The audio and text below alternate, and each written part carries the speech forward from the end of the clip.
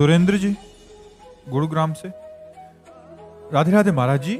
महाराज जी, मोह को त्याग कर भगवत प्राप्ति कैसे होगी महाराज जी? बिना मोह के बच्चों का पालना कैसे करें, उनकी परवरिश कैसे करें महाराज जी? मोह त्यागने का कोई सरल उपाय है क्या? देखो, कठिन लग रहा है। जो तुम्हें लग रहा है कि बिना मोह के हम अपने बच्चों का पालन नहीं कर सकते, ये तुम्हारा भ्रम है। मोह श्रेष्ठ है या प्रेम श्रेष्ठ? विचार कर। मोह मलिन होता है, प्रेम निर्मल होता है। यदि हम अपने बच्चे से प्रेम करें कि मेरे भगवान मेरे बच्चे के रूप में आए, क्या इससे बढ़कर के कोई भाव हो सकता है?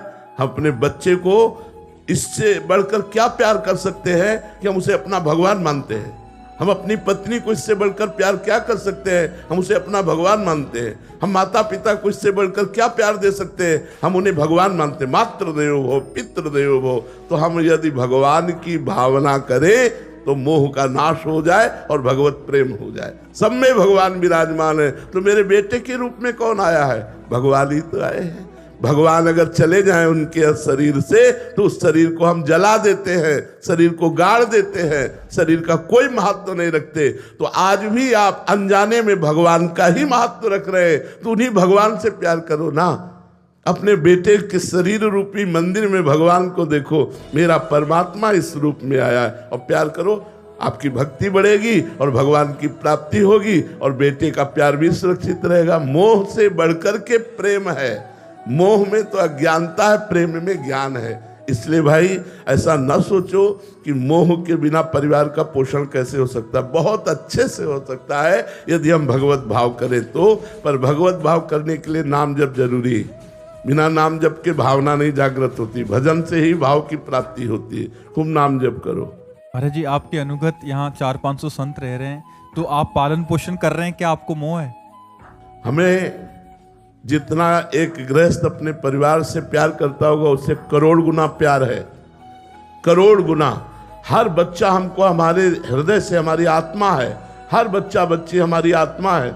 लेकिन हम कभी पास नहीं बैठते, कभी हम ये नहीं कहते, दुलार नहीं करते, लेकिन हृदय से हमारा चिंतन, जैसे कछुआ अपने अंडे को जल में रह कर के चिंतन के द्वारा उसे परिपक्व कर देता है, ऐसे हम चिंतन के द्वारा अपने शिष्य या अपना परिकर या जो जहां भी रह रहा है वो चिंतनी शक्ति के द्वारा हम अपनी आत्मा मानते हैं। हम इनको बहुत प्यार करते हैं, पर हम प्रगट में प्यार नहीं करते। महाराज जी, ये तो बहुत बड़ा उदाहरण है कि बिना मोह के इतने जनों का पालन पोषण हो। और हर बच्चा अगर वो ईमानदारी से सत्य मार्ग में लगा है तो उसको अनुभव होगा कि मुझसे बहुत प्यार करते हैं।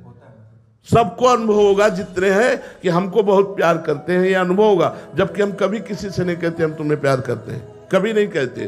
कभी पास बैठकर दुलार नहीं करते, और जब पास मिलेंगे तो बस एक दृष्टि से देख लिया, बस इतना ही बहुत हो गया। लेकिन प्रेम के द्वारा सबका पोषण होता है, मोह के द्वारा नहीं। अच्छा, आप इतने लोग बैठे हो, क्या हमारे प्यारे नहीं हो? क्या आप हमें प्यार नहीं कर रहे हैं? क्या मोह का संबंध है हमारा आपका? नहीं है। लेकिन इतना प्यार है कि हम तुम्हें कैसे बताएं। शुद्ध प्रेम चिंतन के द्वारा होता है। भगवत चिंतन करते हुए भाव में भर के जिसका चिंतन कर लिया उसका कल्याण हो गया, उसका मंगल हो गया। कल्याण होना, मंगल होना, दुखों का नाश हो जाना, यही बात है। ऐसे लाखों लोग हैं जो देश विदेश में रह रहे हैं। हो सकता है मैं उनको बाहरी ना पहचानता हूं, लेकिन वो भाव कर रहे हैं और उनका परिवर्तन हो रहा है, क्योंकि आंतरिक चिंतन से परिवर्तन हो रहा है। उसे प्रेम कहते हैं। महाराज, वास्तविक प्रेम तो गुरु ही कर सकते हैं। भगवान और गुरु अभेद है, इसलिए हम गुरु जी से भी मानते हैं कि भगवान और गुरु वो सर्वज्ञ हैं, वो अखंड मंडल में व्याप्त हैं। जैसे भगवान ऐसे गुरुदेव। तो वास्तविक प्रेम तो भगवान और गुरुदेव ही करते हैं। और तो सब माया का खेल है, भगवान की आसक्ति का खेल है। सब एक दूसरे की आसक्ति में बंधे हुए पशु पक्षी तक अपने बच्चे से प्रेम करते हैं। लेकिन सबको अपना बच्चा मानकर, सबको अपनी आत्मा मानकर, ये तो कोई महात्मा ही प्रेम कर सकता है। सबको बराबर प्रेम देना। इनमें से कोई ऐसा नहीं जो अपरिचित हो हमारे लिए।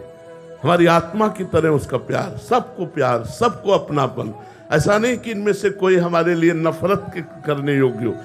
पिता से पूछो, जिसके 4 पुत्र हैं, एक महात्मा है, एक गृहस्थ है, एक पागल है और एक दुराचारी है। उस पिता से पूछो तुम्हारी चारों के प्रति दृष्टि कैसी है, तो वात्सल्य भाव युक्त होगी। वो दुराचारी को भी प्यार करता है, वो पागल को भी प्यार करता है, वो महात्मा को भी प्यार करता है, वो विद्वान को भी प्यार करता है। ऐसे ही हमारे दरबार में, हमारी श्री जी के दरबार में, हमारे लालजू के दरबार में, प्रभु के दरबार में घोर पापी का भी स्वागत है।